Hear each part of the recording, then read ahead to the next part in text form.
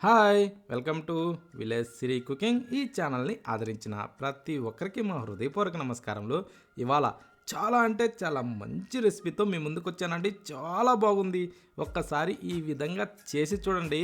కాకరకాయ అంటే చేదు అనేటోళ్ళు ప్రతి ఒక్కరు కూడా చాలా ఇష్టంగా తింటారండి. ఎవరండి కాకరకాయ చేదనేది? ఈ టైప్‌లో చేసి చూడండి. ఎంత రుచిగా ఉందంటే అంత రుచిగా ఉంటుందండి. ప్రతి ఒక్కరూ ఈ టైప్‌లో ఖచ్చితంగా చేసి చూద్దామండి. ఎలా చేయాలో ఒక్కసారి మన కిచెన్లోకి వెళ్దామా? ముందుగా మనం మంచి ఫ్రెష్ అయిన కాకరకాయలు తీసుకోవాలండి. ఈ టైపు పాకంలో ఉండాలి. అంటే గింజ ముదిరి ఇక మాగుతి అనే టైప్లో ఉండాలండి.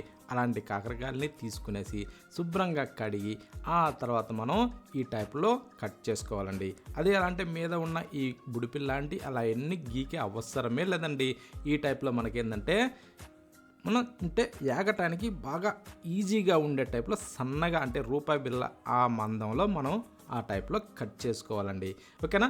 ఈ టైప్లో మనం కట్ చేస్తే ఏంటంటే దీనికి సూపర్గా ఏగి మంచి రుచి వస్తుందండి. ఈ టైప్లో మనం చేసి చూడాలి కానీ చేదు ఎందుకు వస్తుందండి, అంత బాగుంటుందండి. ఓకేనా?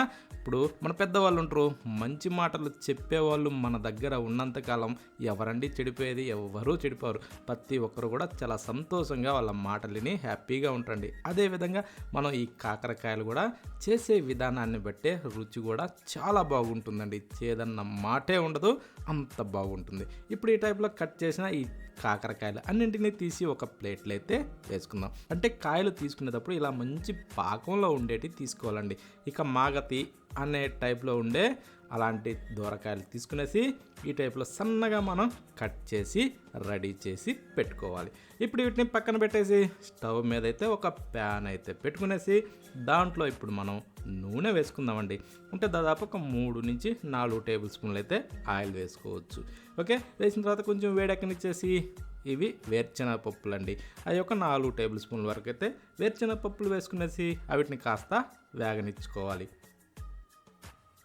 వీటిని కాస్త ఇలా దూరగా వేగిన తర్వాత ఇప్పుడు ఒక 2 టేబుల్ స్పూన్ల వరకు అయితే ఎండు కొబ్బరి అండి అలా చిన్న ముక్కలుగా వేసి వెల్లుల్లిపాయ ఒక గడ్డని తీసి అందులో వేసేసుకుందాం. అంటే దాని మీద ఉన్న పొట్టు ఒలిసే అవసరం లేదండి వెల్లుల్లిపాయలకి. ఇప్పుడు వీటిని ఇలా కలుపుతూనే మంచి దూరగా అలా వేగనిచ్చుకునేసి ఈ టైప్లో వేగిన తర్వాత ఇప్పుడు మనం వీటిని తీసేసి ఒక బౌల్లో అయితే వేసేసుకుందాం.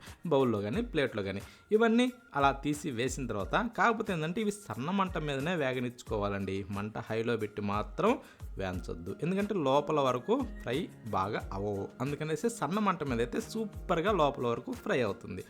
ఇప్పుడు మనం అవన్నీ తీసిన తర్వాత కట్ చేసి పెట్టుకున్న ఈ కాకరకాయ దబ్బలన్నింటినీ దాంట్లో వేసేసుకుందాం. ఓకేనా? అంటే మనం ఈ కాకరకాయ దబ్బలన్నింటినీ కట్ చేసిన వాటిని వేసిన తర్వాత ఇప్పుడు మనం ఈ విధంగా కిందకి మీదకి తిరగేసుకుంటూనే, ఇది కూడా ఎట్లా అంటే మంట హైలో ఉంచకూడదండి, మీడియం లేదా లోలో అడ్జస్ట్ చేసుకుంటూ మనం ఈ టైప్లో తిరగేసుకుంటూనే కాస్త ఇలా బాగా డీప్ ఫ్రై చేసుకోవాలండి. అంటే మనకి ఇది ఎలా అంటే మాడకుండా పచ్చిగా లేకుండా కరకరలాడే టైప్లో మనం వేగనిచ్చుకోవాలి. అప్పుడే దీనికి చాలా మంచి రుచి వస్తుందండి. ఓకేనా? ఈ టైప్లో వీటిని మనం బాగా ఫ్రై చేసుకోవాలి. అంటే దానికి దాదాపు ఏంటంటే మనం సన్న మంట మీద ఫ్రై చేస్తాం కాబట్టి దాదాపు ఒక 8 నుంచి 10 నిమిషాల సేపు అయితే అంత టైం అయితే పడుతుందండి. ఈ టైప్లో మనం వేయించితేనే వీటికి బాగా రుచి వస్తుంది. అంటే లోపల వరకు బాగా ఫ్రై అవుతుంది, గింజతో కూడా వేగిపోతుంది. ఓకేనా? ఇప్పుడు ఇవన్నీ తీసి ఇలాంటి ఒక బౌల్లో వేసి పెట్టుకునేసి ఇప్పుడు బౌల్ పక్కన పెట్టి రోల్ సిద్ధం చేసేసి ముందుగా ఫ్రై చేసిన ఈ వేరుశెనగ పప్పులు, వెల్లుల్లిపాయలు, ఎండుమిరపకాయలు ఇవన్నీ రోట్లో వేసేసుకొని ఇప్పుడు ఈ టైప్లో మనం కచ్చపచ్చగా దంచేసుకోవాలి. ఈ ఎండు కొబ్బరి ఇవన్నీ బాగా దంచిన తర్వాత ఇప్పుడు ఒక టేబుల్ స్పూన్ వరకు జీలకర్ర వేసుకునేసి రుచికి సరిపడా సాల్ట్ వేసుకోవాలి. సాల్ట్ వేసాక ఇప్పుడు దీన్ని కూడా ఈ సాల్ట్ ఇవన్నీ బాగా కలిసే విధంగా ఈ జీలకర్ర పూసలు కూడా మెదిగే విధంగా ఈ టైప్లో మనం బాగా దంచేసుకోవాలి. ఈ విధంగా దంచిన తర్వాత దీంట్లో అయితే ఒక 2 టేబుల్ స్పూన్లు అయితే కారం వేసుకుందాం. అంటే కొంచెం స్పైసీ. ఓకే, కొంచెం స్పైసీ తగ్గించుకోవాలనుకున్నప్పుడు ఒక టేబుల్ స్పూను కారం కూడా తగ్గించుకోవచ్చు, ఇబ్బంది లేదు. ఓకేనా? ఈ టైప్లో మనం ఈ కారం కూడా దాంట్లో బాగా కలిసే విధంగా ఈ టైప్ మనం మెత్తగా దంచేసుకోవాలండి. ఓకేనా? ఇప్పుడు దంచాక ఇప్పుడు ఒక్కసారి చూద్దాం ఎలా మెదిగింది అని. ఇప్పుడు దీంట్లోనే మనం సాల్ట్ సరిపోయిందా లేదని ఒక్కసారి కూడా చెక్ చేసుకోవాలండి. ఓకేనా? చెక్ చేసుకునేసి ఈ టైప్లో పొడి రావాలి. ఈ టైప్లో పొడి ఇలా దంచుకొని దీన్ని దాంట్లో వేసి చూడండి. ఎంత రుచిగా ఉంటుందంటే అంత రుచిగా ఉంటుందండి. ఈ పొడితోనే దానికి అంత మంచి రుచి వస్తుంది. ఓకేనా? అందుకనేసి ఈ పొడిని ఎక్కువ శాతం రోట్లోనే దంచడానికి ప్రయత్నం చేయండి. రుచి ఎందుకు రాదండి, అంత బాగుంటుంది. ఇప్పుడు ఈ పొడి మొత్తాన్ని తీసి ఒక ప్లేట్లో అయితే వేసేసుకునేసి ఇప్పుడు ఈ ప్లేట్ పక్కన పెట్టేసి ముందుగా మనం ఫ్రై చేసిన ఈ కాకరకాయల బౌల్ ఉంది కదా, ఆ బౌల్ తీసుకోవాలి. చూడండి, ఇప్పుడు మనం ఫ్రై చేసాం కదా, నూనె మొత్తం ఆరిపోయేసి చూడండి పలా పలా అంటూ ఎలా ఇరుగుతున్నాయో ఈ టైప్లో మనం బాగా డీప్ ఫ్రై చేసుకున్నాం కదండి. ఆ డీప్ ఫ్రై చేసిన దాంట్లో ఇప్పుడు మనం రోట్లో దంచిన ఈ పొడిని వేసేసుకోవాలి. వేసిన తర్వాత మనం ఇప్పుడు ఈ పొడిని ఈ కాకరకాయలతోని ఇలా బాగా పిసికేసేయాలండి. కలపటం కాదండి, నలిపేసేయాలి. ఈ టైప్లో మెత్తగా నలిపేసేయాలి. అంటే గ్రైండింగ్ మాత్రం చేయొద్దు, దంచొద్దు.